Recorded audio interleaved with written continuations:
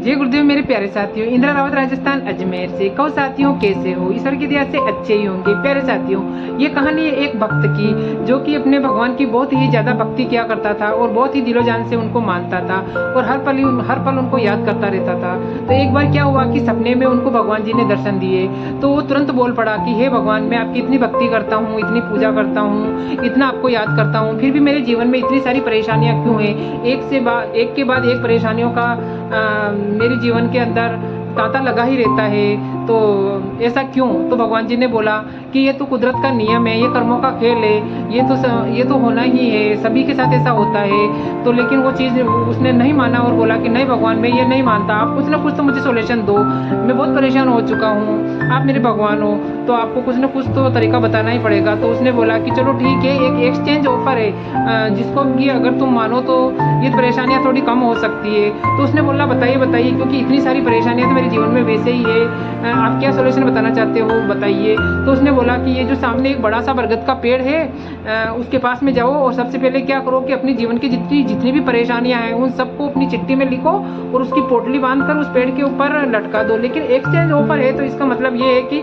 वहाँ पे जो भी और पोटलियां हैं उसमें से तुम्हें एक पोटली उठानी पड़ेगी। तो वो बहुत खुश हुआ और फटाफट अपनी सारी परेशानियां लिखकर पोटली बनाकर उसके ऊपर बांध दिया। और जैसे ही उसको याद आया कि ये तो एक्सचेंज ऑफर है, मेरे को कोई दूसरी पोटली लेनी पड़ेगी, तो उसने क्या सोचा, एक छोटी सी पोटली ली उसने। लेकिन उसने सोचा कि इसके अंदर अगर, क्योंकि उसने बताया था कि उसके सबके अंदर कुछ ना कुछ परेशानियां बीमारियां हर पोटली के अंदर है। तो उसने एक पोटली उठाई, तो उसने सोचा अगर इसके अंदर ऐसा लिखा होगा कि मेरे किसी अपने की मौत होनी होगी तो ये तो बहुत बड़ी परेशानी हो जाएगी।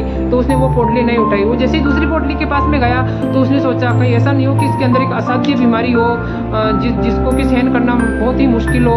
तो उसने वो पोटली भी नहीं उठाई। और इसी प्रकार उसने एक के बाद खूब सारी पोटलियों के पास में गया, लेकिन वो बहुत ही ज़्यादा घबरा गया कि कुछ ऐसी बीमारी ना हो या ऐसा असाध्य रोग ना हो जिससे कि मैं जितना परेशान हूँ उससे ज़्यादा परेशान ना हो जाऊँ। तो उसने चुपचाप से अपनी ही पोटली वापस ले ली और वह भगवान जी के पास में आकर बोलने लगे कि क्षमा करें मेरे भगवान जी, मेरे को समझ में आ गया कि जीवन के अंदर जो भी परेशानियां हैं वो तो हमें झेलनी ही पड़ेगी। क्योंकि यही तो भगवान जी ने यही बोला कि मैं कब से तुम्हें यही समझाने की कोशिश कर रहा हूँ कि परेशानियां तो आनी जानी है, ये तो लगा ही रहेगा, लेकिन तुम भगवान के ऊपर पूरा भरोसा रखो और उनके ध्यान भजन में लगे रहो, तुम्हारी हर परेशानियों का सॉल्यूशन होगा। लेकिन पूरी तरह से ख़त्म नहीं हो सकती है, जीवन है जब तक परेशानियां तो चलती रहेगी। लेकिन तुम्हें हिम्मत और धैर्य से काम लेना होगा और अपने अच्छे कर्मों में लगे रहना चाहिए। तो मेरे प्यारे साथियों, छोटी सी कहानी आपको कैसी लगी? अच्छी लगी हो तो लाइक कमेंट और शेयर कीजिए, और मेरे चैनल पर नया आए हो तो सब्सक्राइब कीजिए। जय गुरुदेव।